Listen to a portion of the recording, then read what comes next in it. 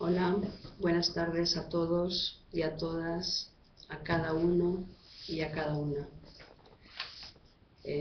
Continuamos con el programa sobre las pulsiones. Habíamos hablado de cuál era la diferencia entre el objeto de la pulsión y el objeto del deseo. ¿Hay alguien al otro lado?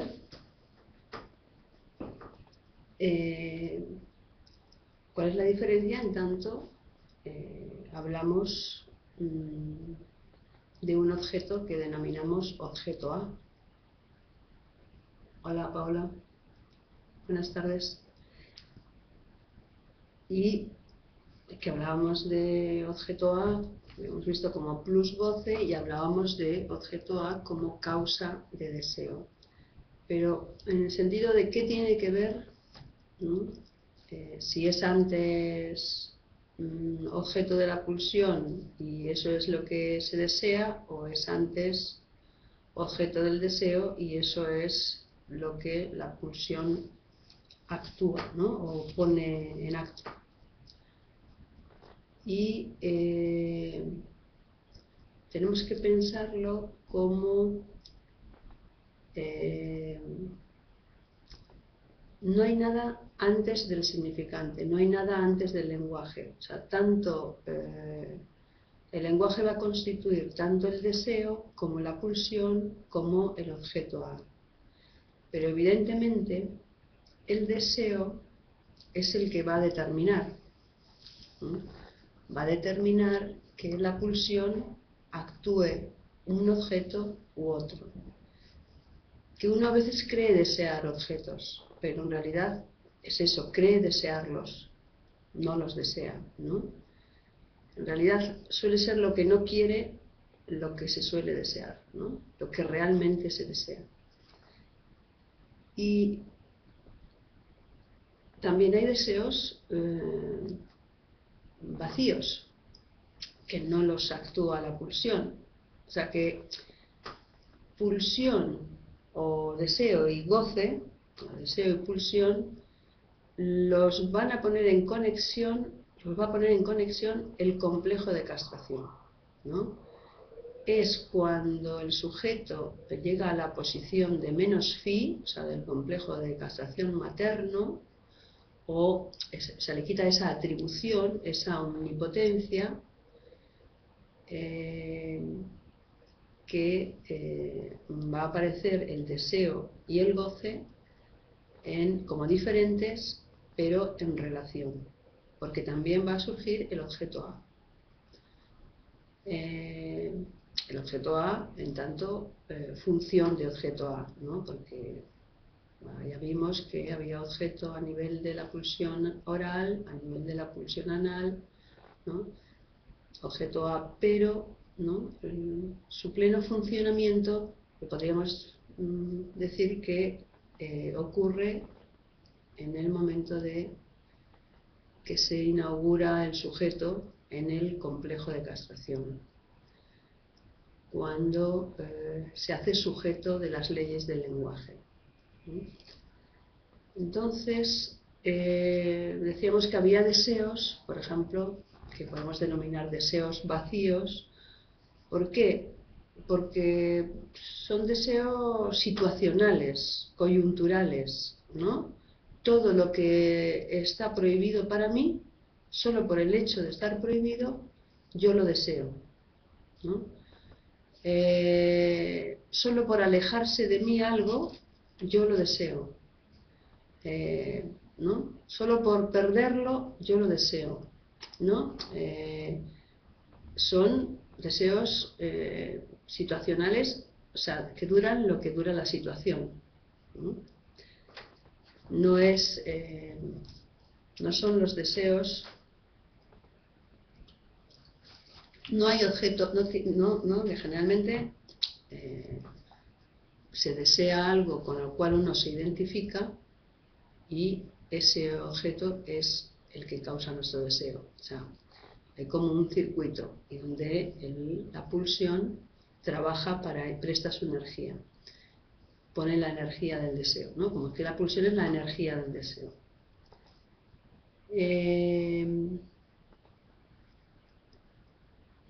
O sea que la pulsión, digamos, habíamos visto que la fórmula de la pulsión es un sujeto determinado por su demanda inconsciente, por su posición en la cadena significante inconsciente. Hola Juan, buenas tardes. Entonces, va a depender totalmente del objeto A como ese punto anterior a la posición del sujeto dividido, es decir, al sujeto del inconsciente, de la cadena inconsciente. O sea que la pulsión se va a constituir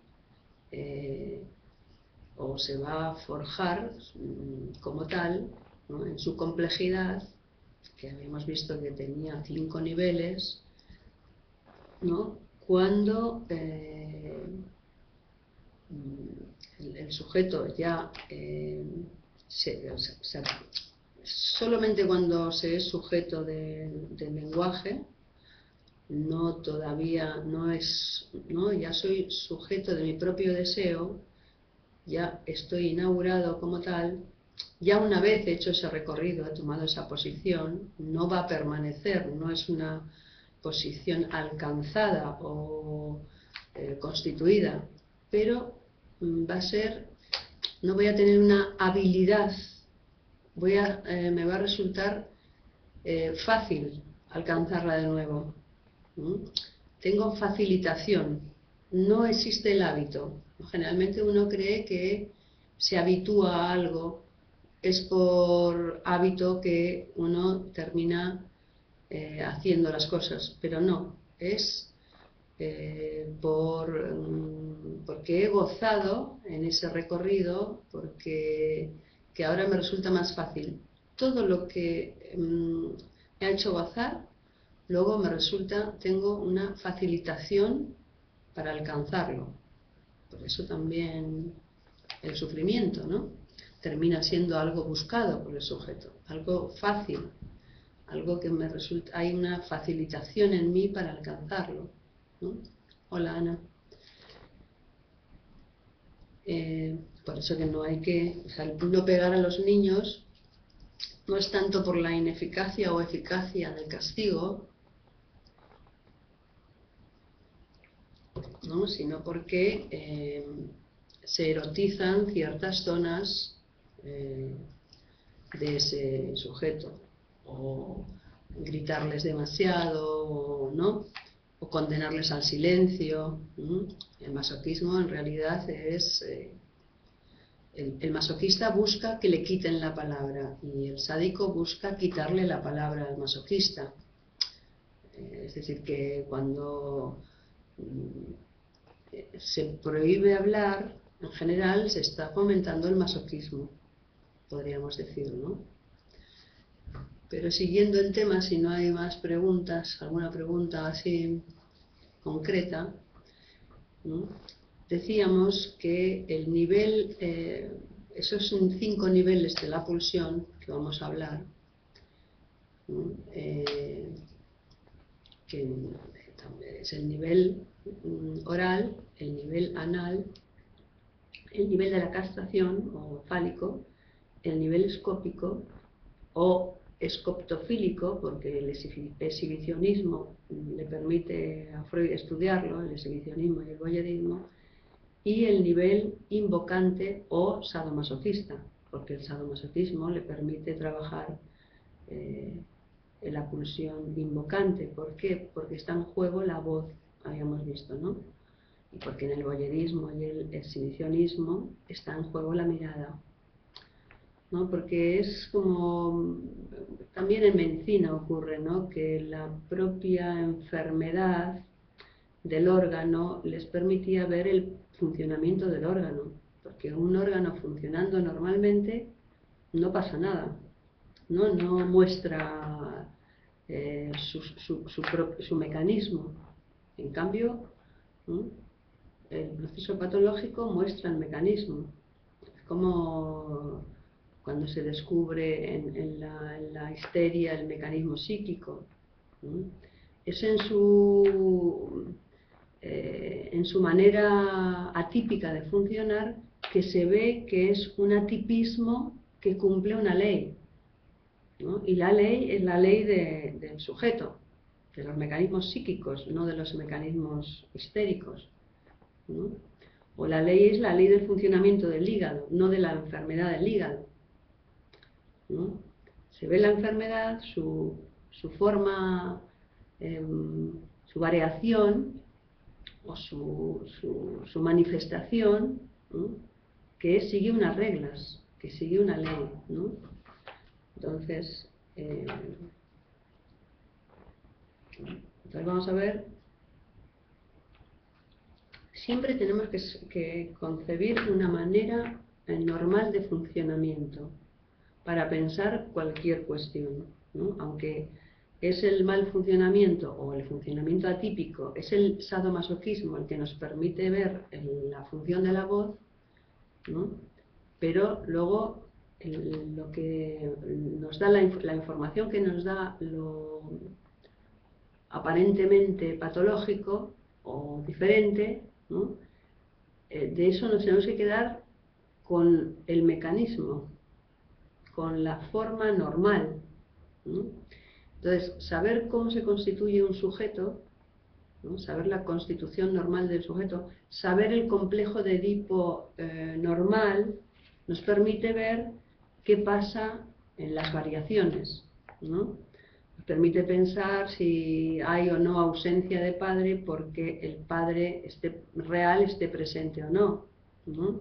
Nos permite pensar que es la falta del significante simbólico, ¿no?, la falta simbólica del significante padre el que le enferma al sujeto, no la falta de la presencia real del padre, ¿no? ¿Pero por qué? Porque sabemos las leyes, ¿no? Sabemos que ¿no?, cuando hablamos del caso Juanito, que Freud decía, es que tiene dos madres, no tiene papá y mamá, tiene dos mamás, ¿no?, su mamá y la mamá de su papá, ¿no? Entonces, ¿por qué? ¿Por qué podemos decir que tiene dos mamás? Porque hay lugares que es el lugar de la mamá y el lugar del papá. Entonces, saber que ese lugar del papá está ocupado ¿no?, por algo que no es típico, solo nos lo permite saber porque conocemos las leyes generales, ¿no? Si uno sabe que el numerador, el denominador y el signo por y la raya ¿no?, y el resultado tienen sus lugares, si yo pongo una manzana en el numerador, ¿no?, y luego un número en el denominador, pues digo, ¿no?, aquí hay un error o no sé, depende, ¿no? Aquí están multiplicando 5 por una manzana, ¿no? En el numerador hay una manzana, qué curioso, ¿no? Pero no digo, ¿no?, no lo anulo, sino que lo sé interpretar, ¿no? Hola, Elena, buenas tardes. Buenas tardes, tardes. Lo importante es llegar. Además, con esto de que se puede llegar incluso cuando fuera del tiempo directo, está muy bien, ¿no?, se pueda ver por diferido. Entonces, ¿no?, estábamos en que teníamos que conocer los 5 niveles de la pulsión, ¿no?, en su funcionamiento normal, para ver las variaciones en cada caso, en cada sujeto, sin que esas variaciones sean anormalidades o, ¿no? Digo, no hay que llamarlas enfermedades o anormalidades, sino que son formas, ¿no? ¿Cuándo se llaman enfermedades? Cuando quedan establecidas como modo de vida, ¿no? Puede ser enfermedad una cosa de lo más simple, ¿no? si yo tengo que salir cada vez que salgo de mi casa, ¿no? Tengo que cruzar inmediatamente la calle a toda velocidad, ¿no? Es una enfermedad y además de alto riesgo, porque si enfrente de tu casa hay una carretera y pasan coches, ¿no? Los coches no se van a parar para que tú cumplas tu ritual, ¿no? Y a veces cosas muy graves no se notan porque no cursan en el espectáculo del mundo, en el espectáculo público, ¿no?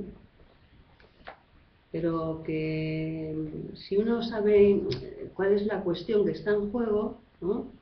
Hasta una cosa como una forclusión del nombre del padre o de la idea de padre o ¿no? del padre simbólico, puede ser, ¿no? Algo de otra índole en el trato con la persona. Si tú recibes a un sujeto pensando en esa problemática en relación a, ¿no? en su posición en el lenguaje, es diferente a que si tú lo recibes como si fuera un ser, ¿no? extraño y que puede cometer actos diversos, extraños, ¿no? Inesperados, hasta te puede provocar miedo, ¿no? En cambio, cuando tú lo concibes como alguien que está sumido en una situación donde realmente lo único que puede producir es un sufrimiento a él y a sus seres queridos, ¿no? Y que es una persona normal, pero que está, ¿no? Que tiene un alto grado de normalidad, además de esa cuestión, ¿no? El trato evidentemente será diferente, ¿no? Muy bien, una tertulia televisiva. ¿Sobre qué? Bueno, entonces, ¿no? Saber los 5 niveles de la pulsión es importante. ¿Por qué? Y saber que son 5 niveles que tienen una relación, tienen forma de pulsión, de ida y vuelta, ¿no? Que generalmente la pulsión oral cae frente a la pulsión invocante y la pulsión anal frente a la pulsión escópica. Es decir, ¿qué quiere decir eso? Que tienen una cierta relación o una cierta equivalencia, que cuando pues, tienes una problemática con el nivel de la voz, el nivel invocante, es fácil que haya una problemática en el nivel oral. Y es fácil que un erotismo anal, por ejemplo, como ¿no? esté en relación a un erotismo escópico de la mirada. Veamos, por ejemplo, el caso que todos conocemos de la neurosis obsesiva, ¿no? Que tiene una tendencia o tiene una avidez por mirar y un erotismo anal. ¿Por qué ocurre? ¿No? Digamos que eso ocurre porque tiene ese nivel equivalente. Equivalente quiere decir que el complejo de castración, ¿no? nos va a poner en relación. Tenemos que pensar a los 5 niveles en simultaneidad, ¿no? Que no puede estar los unos sin los otros, ¿no? Es decir, que cuando hay un erotismo anal hay que saber que también hay un erotismo visual, ¿no? Que cuando hay un erotismo oral hay un erotismo oral, ¿no? Digo, le gusta hablar, tiene un gusto por el habla, ¿no? Con una antropóloga, un neurocientífico, un analista social y una psicoanalista. La psicoanalista serías tú, ¿no? O también, o era otra psicoanalista. Pero muy bien, ¿no? Sobre el amor. ¡Wow! Bonita tertulia, ¿no? Más allá de la variada que haya sido. Entonces, el nivel oral ¿Mm?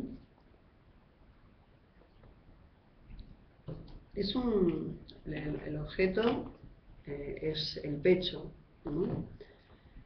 El pecho como objeto que ya separado, o sea que en el nivel oral hay un deseo de separarse. ¿De separarse en qué sentido? De ser uno diferente al otro, ¿no? De diferenciarme como uno, ¿no? Como alguien, como sujeto, una tendencia a constituir, a nacer, ¿no?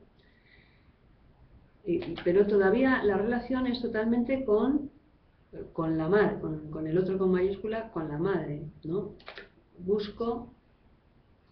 Le busco al otro con mayúscula, me identifico con ese omnipotente que yo veo, ¿no? En cambio, en el nivel anal, ¿no? Que el objeto es el excremento, y parece mentira, ¿no? Que el excremento sea uno de los objetos más valiosos para el ser humano. ¿En qué sentido? Bueno, entre los animales tiene una función también el excremento, ¿no? Que es poner límites al territorio.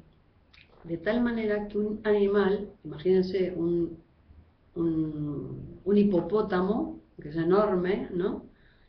Que cuando está dentro de su territorio, marcado por su excremento, se siente seguro, grande, ¿no? Fuerte, y en cambio lo sacas del territorio y se siente tímido, un hipopótamo débil, ¿no? Entonces, pero en el sujeto que habla, en el animal que habla, que es el hombre y en la mujer, le ocurre que es un objeto que causa su deseo. Es un objeto que, fíjense, es el primer objeto, ¿no? Diferente a mí, separable de mí. Todos los objetos A son separables. Separable, ¿no? Al cual me puedo identificar, ¿no?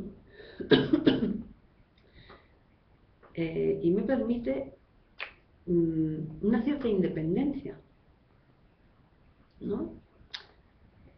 Se va a constituir en relación a la madre también, porque o me va a decir, entrégalo, ¿no? O, digamos, me lo va, reténlo, quieto, y dámelo. O sea, es ambivalente, es una situación ambivalente, es una situación donde va a surgir, ¿no? A ver. Sí, era la psicoanalista ella, ¿no? Sí, ha estado muy bien, la antropóloga y el psicoanalista y el psicoanálisis encajaban muy bien. Hola, Sergio. Muy bien. Porque no encajaba con el neurocientífico, ¿no? Y con la analista social. Bueno, entonces, las ciencias siempre se llevan bien, ¿no? Porque los científicos no tienen una visión totalitaria y única del mundo, no es, ¿no? El mundo como imagen, en cambio, ¿no? Los neurocientíficos y probablemente algunos analistas sociales, ¿no? Tienden a tener una visión del mundo única, totalitaria y lógica. Bueno, no ha sido un neurocientífico agresivo, pero sí quieren que lo químico lo explique todo, ¿no? Es una sola lógica, somos compatibles.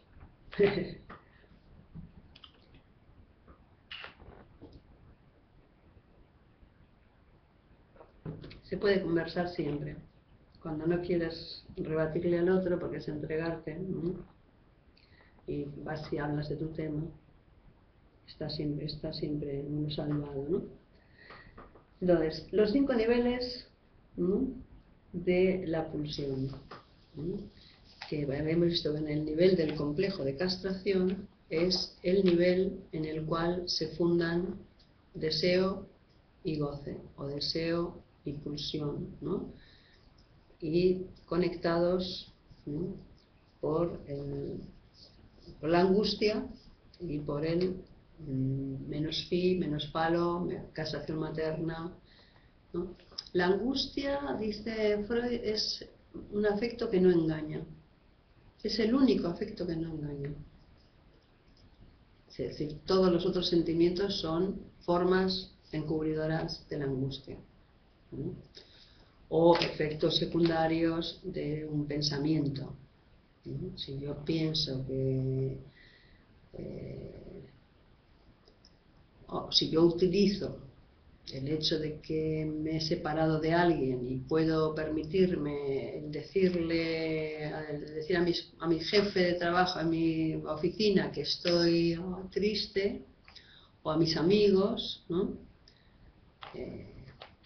Eso ya es otra cosa, ¿no? No es que tenga ese sentimiento. Lo que pasa, que dice Freud, no hagas como que, ¿no? No hagas semblante de estúpido porque eres un estúpido, no hagas semblante, es un semblante significante. El ser humano solo puede hacer las cosas con el lenguaje.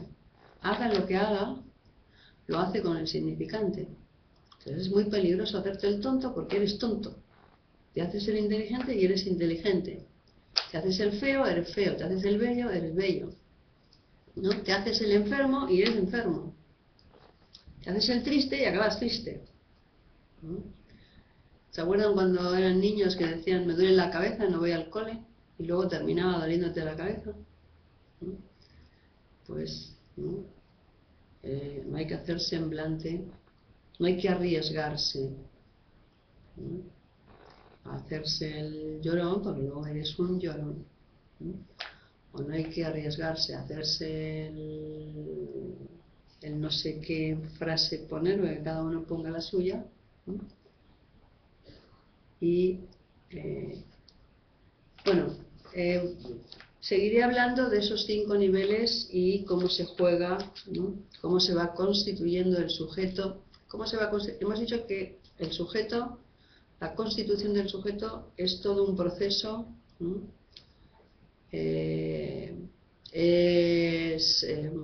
Se constituye muchas veces, ¿no? Infinitas veces, porque es hablante, es una cosa temporal, no hay ser, ¿no? O sea que todo lo que hago para alcanzar un nivel, ¿no? Sea el nivel que sea de maravilloso o terrible, dura lo que dura ese esfuerzo que hago por construirlo con significantes, ¿no? Porque puedo empezar otra escena, puedo comenzar otra historia, ¿no? Entonces, digamos que vamos a hablar sabiendo que tiene 5 niveles, vamos a ir tocando cada uno de ellos hasta hacernos una idea de cómo se juega en cada uno la fuente, el objeto, el empuje y el goce, el fin, y cómo con todos esos elementos podemos interpretar una posición determinada de un sujeto en un momento determinado. Entonces nos vemos el próximo jueves y continuaremos con esta cuestión de la pulsión. Nos despedimos, ¿no? Vamos despidiendo. Gracias a ti, Elena. Gracias, Paola. Gracias, Juan. Nos vemos. ¿Alguien más se quiere despedir?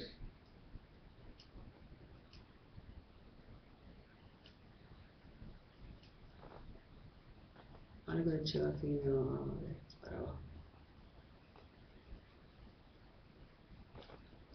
Muy bien. Chao.